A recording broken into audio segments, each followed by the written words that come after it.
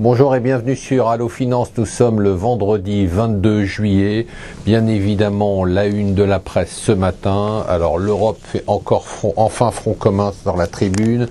Accord sur la Grèce pour le Financial Times et pour les Échos, un accord historique, et pour le Wall Street Journal, c'est l'Europe qui sauve la Grèce. Alors vous voyez déjà qu'il y a une différence entre les journaux français et les journaux anglo-saxons. Les journaux anglo-saxons parlent d'un deal sur la Grèce.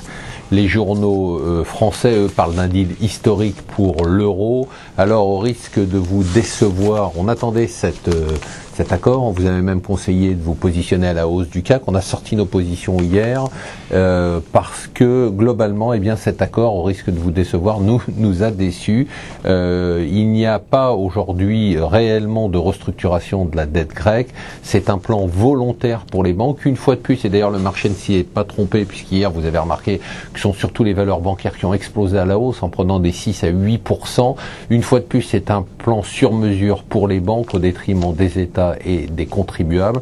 Ça ne servira pas à autre chose qu'à gagner 4 ou 6 semaines.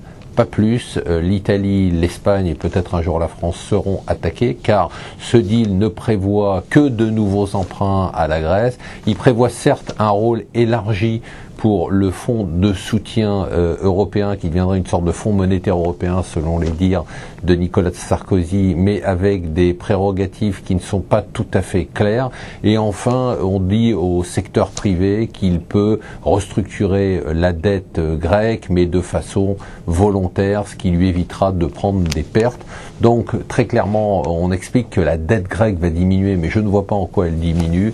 Elle reste à 300 et quelques 50, voire 50 milliards d'euros. Elle ne pourra pas être remboursée. Alors donc on est complètement à contre-courant aujourd'hui, probablement, de l'euphorie que vous allez lire et entendre un peu partout, mais je trouve que ce deal est extrêmement décevant. C'est un deal pour sauver la Grèce, mais qui ne sauvera pas les autres marchés. Donc au mieux, eh ben, on a gagné peut-être un été, ce qui est déjà pas mal. Aux États-Unis, ça continue. D'ailleurs, juste pour terminer sur l'Europe, hier, l'Espagne on attendait beaucoup cette adjudication, cet emprunt espagnol à 10 ans et 15 ans pour 2,6 milliards d'euros. Il s'est fait à des taux punitifs, 5,9% sur le 10 ans, ça valait 5,40 il y a quelques semaines, et 6,19 sur le 15 ans. Donc l'Espagne a dû emprunter très cher.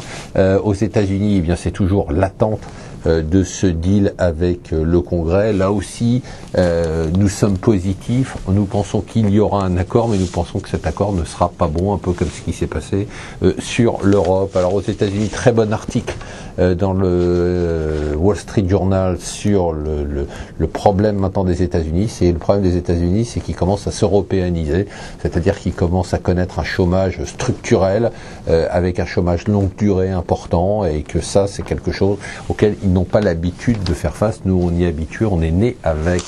Alors, une idée peut-être pour sauver la Grèce, c'est qu'Apple rachète la Grèce. Voilà, pourquoi pas. C'est notre idée du jour. Apple a un problème selon le Wall Street Journal. Que faire de ces 76 milliards de dollars? Voilà, donc qu'elle se paye la Grèce, et puis comme ça, on sera tranquille. Pour une fois, et ça faisait des années que ça n'était pas arrivé, Morgan Stanley a fait mieux que Goldman Sachs, avec des résultats qui étaient meilleurs qu'attendus. Alors le mal européen, et c'est pour ça qu'on est assez déçu par le deal sur la Grèce, c'est bien évidemment la croissance. Avec une croissance molle, on ne peut pas rembourser la dette qu'on a aujourd'hui, et la croissance est molle. On a, selon une étude de marché qui s'appelle Markit, qui est suivie un peu par tous les économistes, eh bien, c'est un rapport donc sur l'activité économique. Il montre un ralentissement très fort de la croissance économique en France au troisième trimestre. Voilà, on devrait avoir une journée intéressante, probablement encore un peu d'euphorie, jusqu'à qu'on se rende compte que ce deal n'a rien d'historique. Voilà, restez avec nous sur Allo Finance.